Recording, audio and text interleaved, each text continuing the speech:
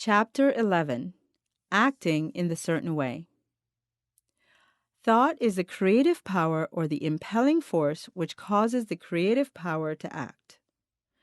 Thinking in a certain way will bring riches to you, but you must not rely upon thought alone, paying no attention to personal action. That is the rock upon which many otherwise scientific, metaphysical thinkers meet shipwreck: the failure to connect thought with personal action.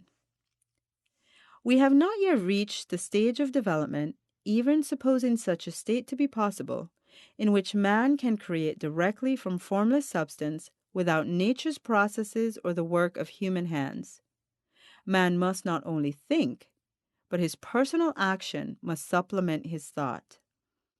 By thought, you can cause the gold in the hearts of the mountains to be impelled toward you, but it will not mine itself, refine itself, coin itself into double eagles, and come rolling along the roads, seeking its way into your pocket.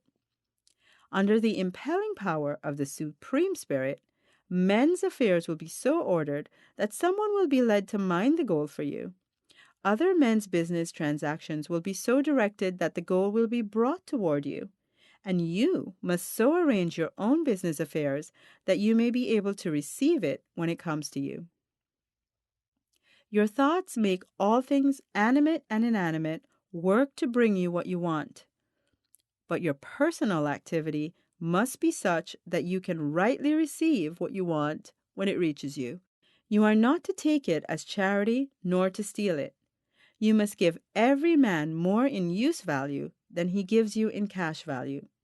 The scientific use of thought consists in forming a clear and distinct mental image of what you want, in holding fast to the purpose to get what you want, and in realizing with grateful faith that you do get what you want.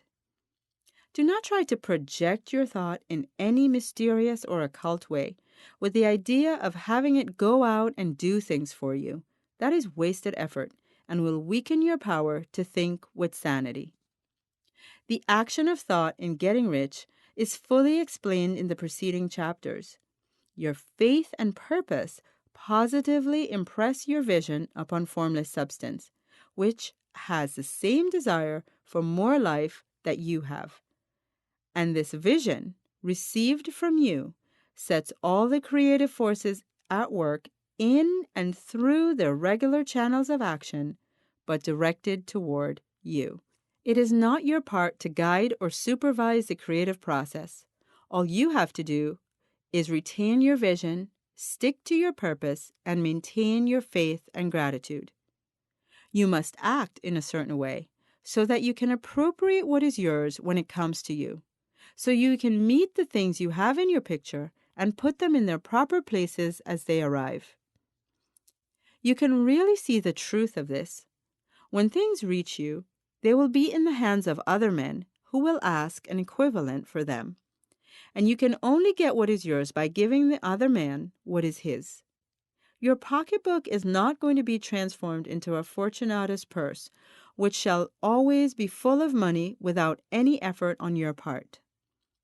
This is a crucial point in the science of getting rich, right here, where thought and personal action must be combined. There are very many people who consciously or unconsciously set the creative forces in action by the strength and persistence of their desires, but who remain poor because they do not provide for the reception of the thing they want when it comes. By thought, the thing you want is brought to you. By action, you receive it. Whatever your action is to be, it is evident that you must act now. You cannot act in the past, and it is essential to the clearness of your mental vision that you dismiss the past from your mind. You cannot act in the future, for the future is not here yet, and you cannot tell how you will act in any future contingency until that contingency has arrived. Because you are not in the right business or the right environment now, do not think that you must postpone action until you get into the right business or environment. And do not spend time in the present taking thought as to the best course in possible future emergencies. Have faith in your ability to meet any emergency when it arrives. If you act in the present with your mind on the future, your present action will be a divided mind and will not be effective.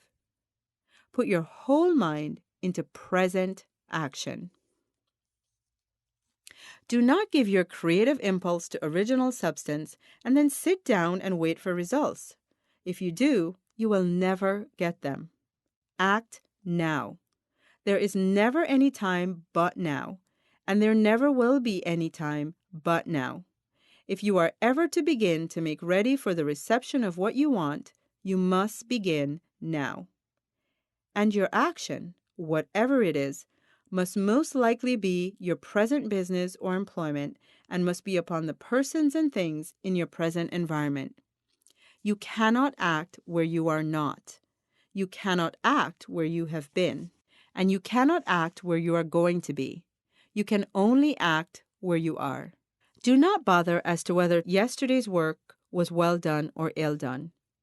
Do today's work well. Do not try to do tomorrow's work now. There will be plenty of time to do that when you get to it. Do not try, by occult or mystical means, to act on people or things that are out of your reach. Do not wait for a change of environment before you act. Get and change of environment by action. You can so act upon the environment in which you are now as to cause yourself to be transferred to a better environment. Hold with faith and purpose the vision of yourself in the better environment, but act upon your present environment with all your heart and with all your strength and with all your mind. Do not spend any time in daydreaming or castle building.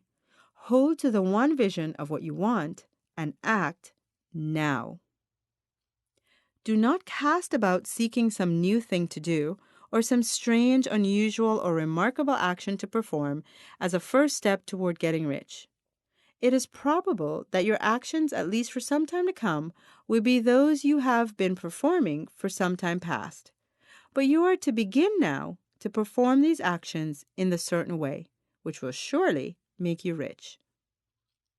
If you are engaged in some business and feel that it is not the right one for you, do not wait until you get into the right business before you begin to act.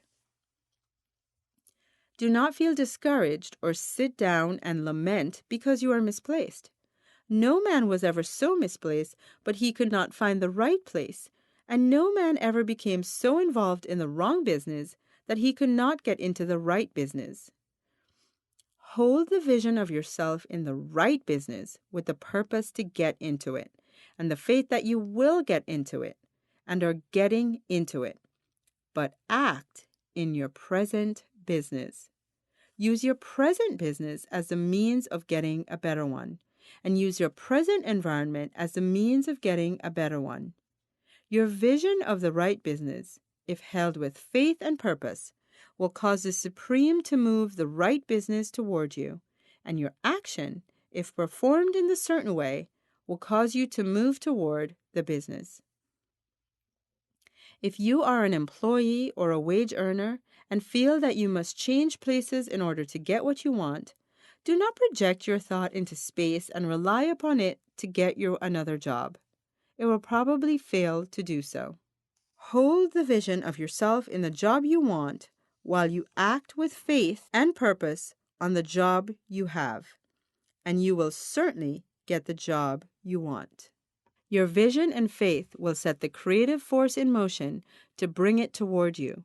Your action will cause the forces in your own environment to move you toward the place you want. In closing this chapter, we will add another statement to our syllabus. There's a thinking stuff from which all things are made, and which in its original state permeates, penetrates, and fills the inner spaces of the universe. A thought in this substance produces the thing that is imaged by the thought. A person can form things in his thought, and by impressing his thought on formless substance, can cause the thing he thinks about to be created.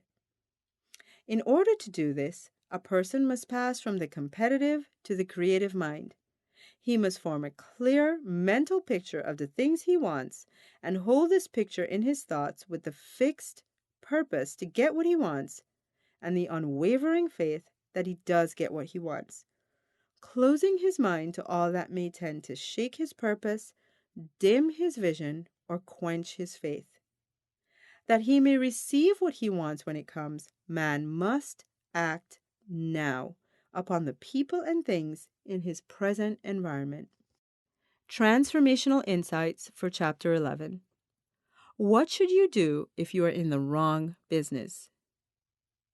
Number 2. What actions are you going to take to get you closer to your desires?